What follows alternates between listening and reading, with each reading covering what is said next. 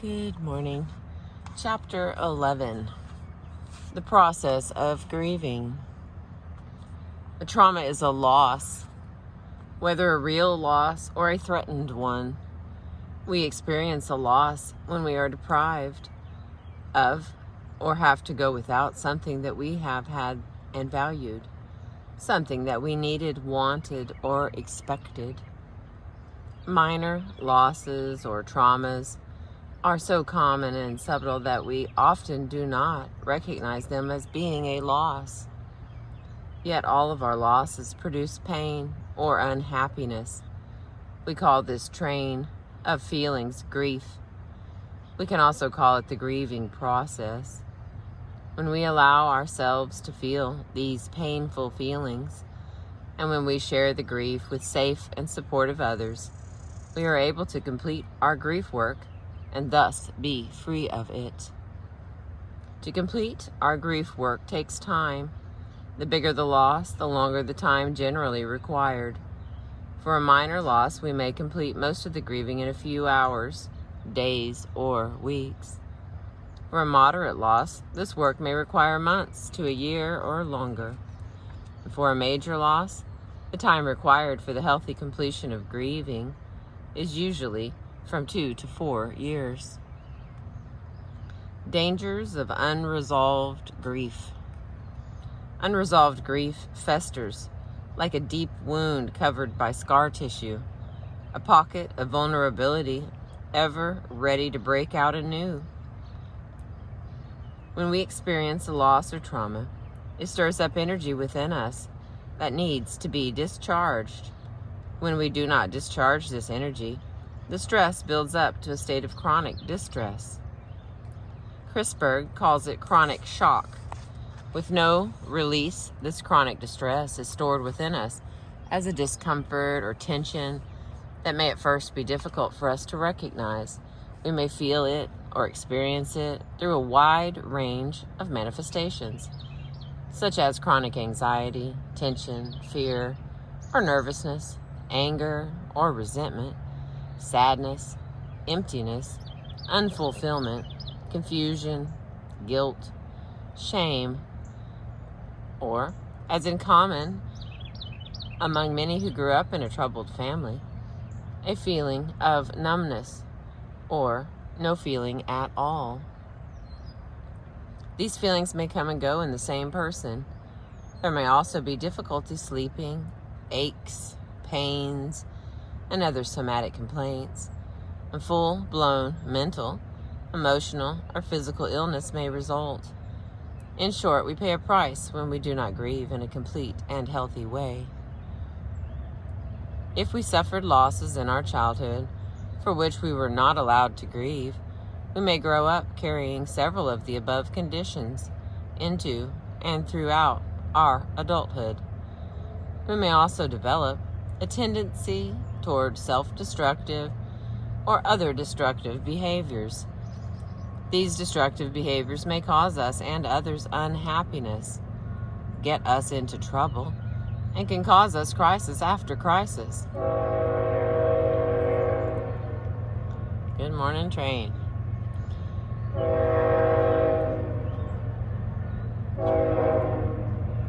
When these destructive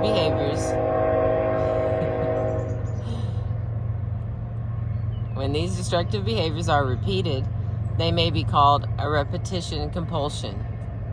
It is as if we have the unconscious drive or compulsion to keep repeating one or more of these behaviors, even though they are not usually in our best interest. Children who grew up in a troubled or dysfunctional family suffer numerous losses over which they are often unable to grieve in a complete way. The many negative messages that they get when they try to grieve set up a major block, not feeling and not talking about it. When these rules and patterns that are learned as children and adolescents continue into adulthood, they are difficult to change. Yet in healing our child within, in finding, nurturing, and being our true self, we can change these ineffective behaviors and occurrences. In doing so, we begin to break free of the bonds of our repeated and unnecessary confusion and suffering. We first have to identify our losses or traumas. Then we can begin to re-experience them, going through our grief work and completing it, rather than trying to go around it or trying to avoid it, as we have been doing up until now. Beginning to grieve. We can begin our grief work through any of several possible ways. Some of these ways include beginning to 1. Identify our losses. 2. Identify our needs. 3. Identify our feelings and share them. 4. Work on core issues. 5. Work a recovery program. Identifying our losses. Identifying a loss may be difficult, especially one that we may have stuffed, repressed, or suppressed. Identifying a loss that happened long ago may be even more difficult. While talking about our suffering and our concerns may be helpful, simple talking or talk therapy may not be enough to activate feelings or grief around ungrieved losses. That is why experiential therapy or techniques can be so helpful in activating and facilitating grief work. Experiential techniques such as group therapy, risking one's real concerns, or family sculpture allow a focus and a spontaneity that taps into the unconscious process, which otherwise may remain hidden from our ordinary awareness. Only an estimated 12% of our life and our knowledge is in our conscious awareness, in contrast to 88% that is in our unconscious awareness. These experiential techniques are helpful not only in identifying, but also in doing our actual work of grieving. The following are examples of some of the techniques that may be used to heal our child within through grieving our ungrieved losses or traumas. Number 1, risking and sharing, especially feelings, with safe and supportive people. Number 2, storytelling, telling our own story, including risking and sharing. Number 3, working through transference, what we project or transfer onto others and vice versa for them. Number 4, psychodrama, reconstruction, Gestalt therapy, and family sculpture. Number 5, hypnosis and related techniques. Number 6, attending self-help meetings. Number 7, working the 12 steps of Al-Anon, AA, NA, OA, etc. Number 8, group therapy, usually a safe and supportive place to practice many of these techniques. Number 9, couples therapy or family therapy. Number 10, guided imagery. Number 11, breath work. Number 12, affirmations. Number 13, dream analysis. Number 14, art, movement, and play therapy. Number 15, active imagination and using intuition.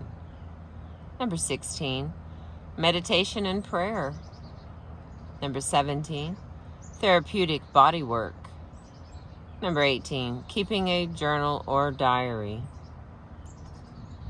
These techniques should be used in the context of a full recovery program, ideally under the guidance of a therapist or a counselor who knows principles of healing our child within.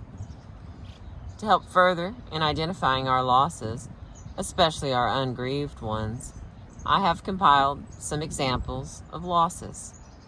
This list can be supplemented by also rereading or referring to Table 5, which describes some terms. For various losses or traumas, that we may have experienced as children and as adults. This is Table 10. It says some examples of loss. It's compiled from Simos, S-I-M-O-S, from 1979. Important person, close or meaningful relationships. Separation, divorce, rejection, desertion, abandonment, death, abortion, stillbirth, illness, geographic move, children leaving home. Part of ourselves. Body image, illness, accident, loss of function, loss of control, self-esteem, independence, ego, expectations, lifestyle, needs, culture shock, job, etc., some kind of change. Childhood. Remember, these are all examples of loss. Healthy parenting, getting needs met, healthy development through stages, transitional objects like blanket, soft toy, etc., gain or loss of siblings or other family members, body changes like in adolescence, middle age, and older age, threats of loss, separation, or divorce. The next category of examples of loss is adult development, which includes transitions and including midlife. External objects. Money, property, necessities like keys, wallet, etc. Car, sentimental objects, and collections.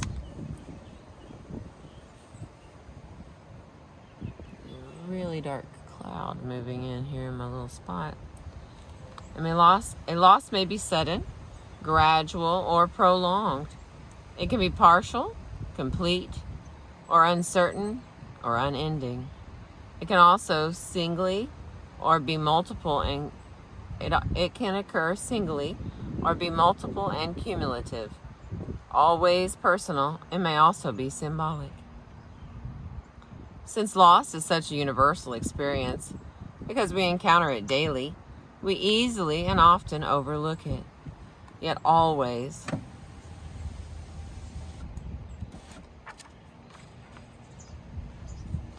it always carries with it a threat to our self-esteem. Indeed, loss occurs any time we suffer a blow to our self-esteem.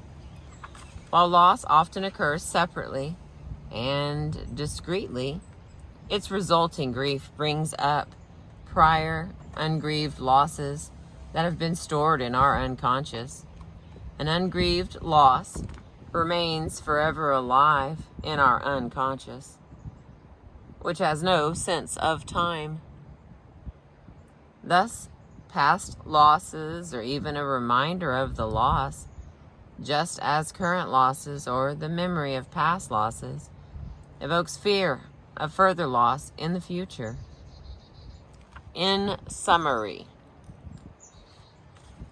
past losses and separations have an impact on current losses, separations, and attachments, and all of these factors bear on fear of future losses and our capacity to make future attachments.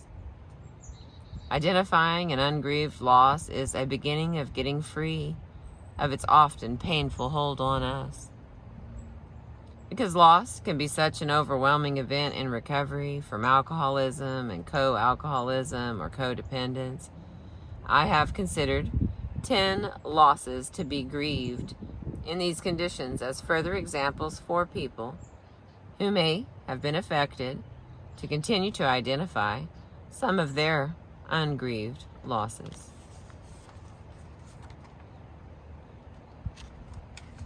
Stages of grief. Acute grief tends to follow an approximate course, beginning with shock, anxiety, and anger, progressing through pain and despair, and ending on either a positive or a negative note, depending on the conditions around the loss and the person's opportunity to grieve it. Bowlby, 1980.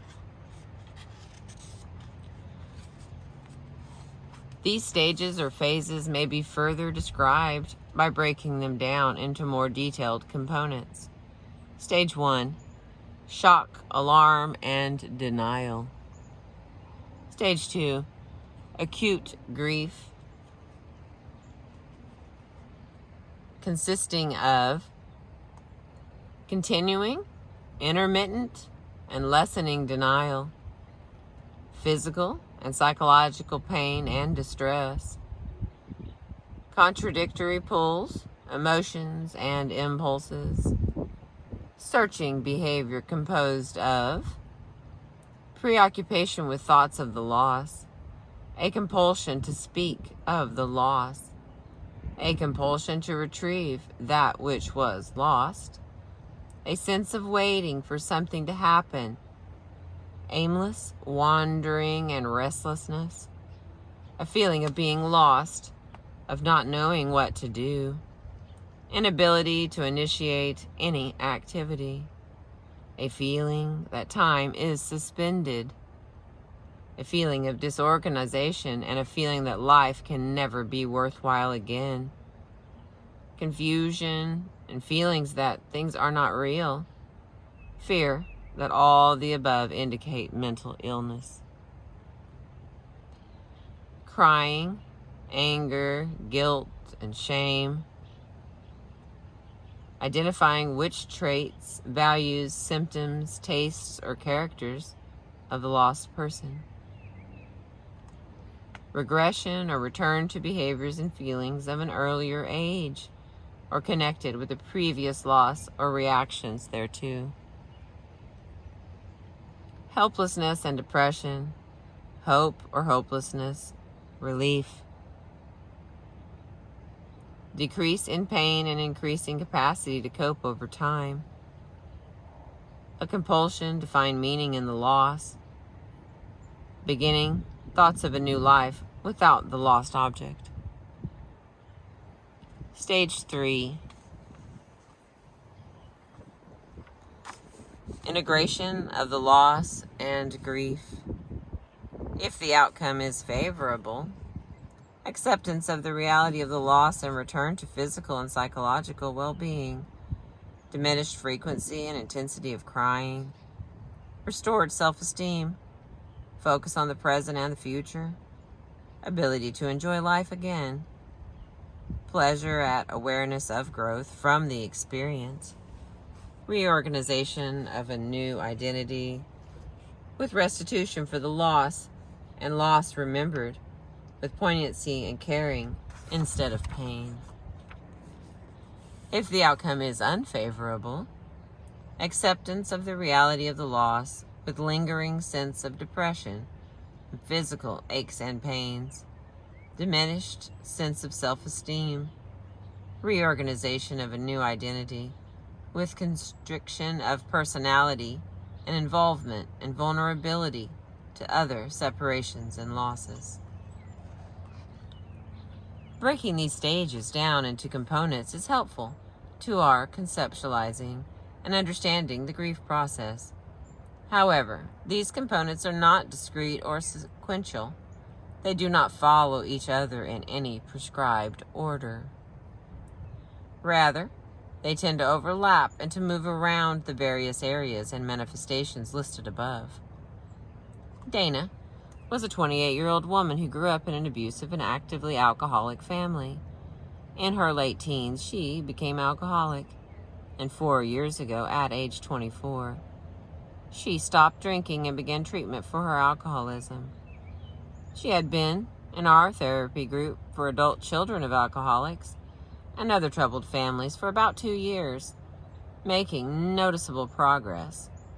When she broke up with her boyfriend, she told the group, "I'm hurting so bad. I'm down to my last hurt. This emptiness is so bad. I broke up with my boyfriend just 2 weeks ago. This week I started crying and just couldn't stop. I'm realizing that breaking up is breaking up is not all that is making me feel so bad. It is my loss of that little girl inside of me. I've been going home every night and crying myself to sleep." Here, she cries and takes a long pause. "I just can't believe that this little girl was treated as bad as she was, but it's true." In beginning to grieve over one loss, the relationship with her boyfriend. She triggered her unfinished grieving over another loss, the mistreatment and abuse of her child within. This is an example of how grieving is not always as simple as it might first appear. Of course, Dana had been grieving the loss of her child within for a long time, although it was in an incomplete way. Through the repetition compulsion of going out with men who mistreated her, but not trusting her sponsor in AA, and not trusting the therapy group for nearly the first year of her joining it. But gradually, she began to risk and to tell her true story, little by little. She is now beginning to break free of the shackles of her codependent self and her repetition compulsion, and to heal her child within. To work through the pain of our grieving, we experience our feelings as they come up for us, without trying to change them. Grief is thus active work. It is mental and emotional labor, exhaustive and exhausting. It is so painful that we often try to avoid the pain around it. Some ways that we may try to avoid grieving include continuing to deny the loss, intellectualizing about it, stuffing our feelings, a macho mentality, I'm strong, I can handle it by myself, using alcohol or other drugs, prolonged attempt to get the lost object back. Even though we may get temporary relief by such methods, not feeling our grief only prolongs our pain. Overall, we consume as much energy in avoiding grieving as we would if we went ahead and grieved our loss or trauma. When we feel something, we decrease its power over us. In healing our child within, we may discover that we have been avoiding grief work over losses or traumas that happened a long time ago. For some of us, it may now be time to begin to work through and to complete our grieving. There are many possible ways to facilitate feeling and experience our feelings as they come up for us. I listed several possible experiential techniques under identifying our losses above. The first two of these are among the most readily available for us. Risking, sharing, and telling our story with safe and supportive people. This has been Chapter 11 from the book Healing the Child Within by Charles L. Whitfield, MD. I appreciate you listening. Thank you so much.